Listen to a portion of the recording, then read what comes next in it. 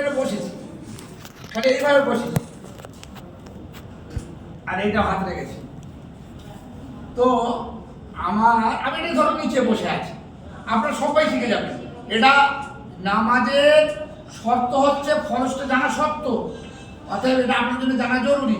আর আপনার ঘড়ি দেখুন, আমি 1 মিনিটে করবো। ধরুন এইটা মাটি, আমি এখন নিচে বসতে হবে, নিচে বসবো, এটাই নিচে ধরো। তাহলে এই পাটা কোথায় আছে? মাটিতে। তাহলে জমিন পা, তার উপরে 2 ইঞ্চি উঠে আসুন, কি আছে? কাপড় পা, তার উপরে টুকরো উঠে আসুন, এখানে কি? সময় ওয়াক্ত চেনা। আর শোনেন না, আপনি যেটা বলছেন আপনি ওটা করলে তো হবে না।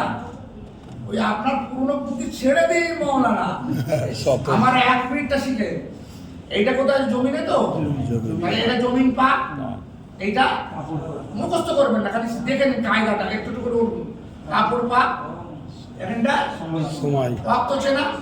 এইটা এখানে আলো কি হলো? সতর ঢাকা, এই পর্যন্ত সতর ঢাকা।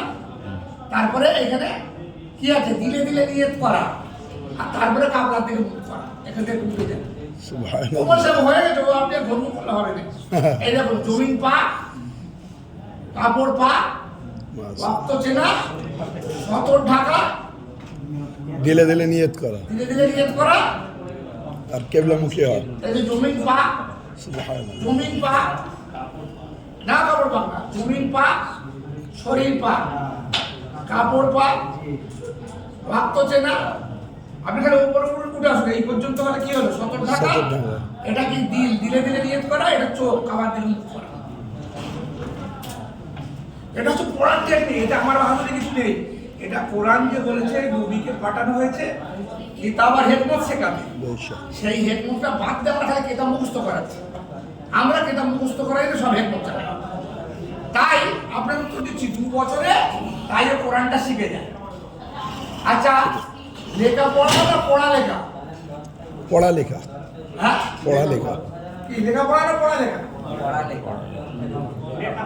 হ্যাঁ, পড়ালেখা। পড়ালেখা। পড়ালেখা বলতে লেখাপড়া বলে। তুই লেখাপড়া করিস নি? লেখাপড়া, কিন্তু আসলে পড়ালেখা। আচ্ছা, লেখাপড়া তো পয়লা। জি। আচ্ছা বলুন, যারা আমরা কোরআন জানি থেকে কোরআন লিখতে পারি, বলছি লেখাপড়া করছি, পড়া পড়া হবে কেন? আমাদের এখানে লেখাপড়া।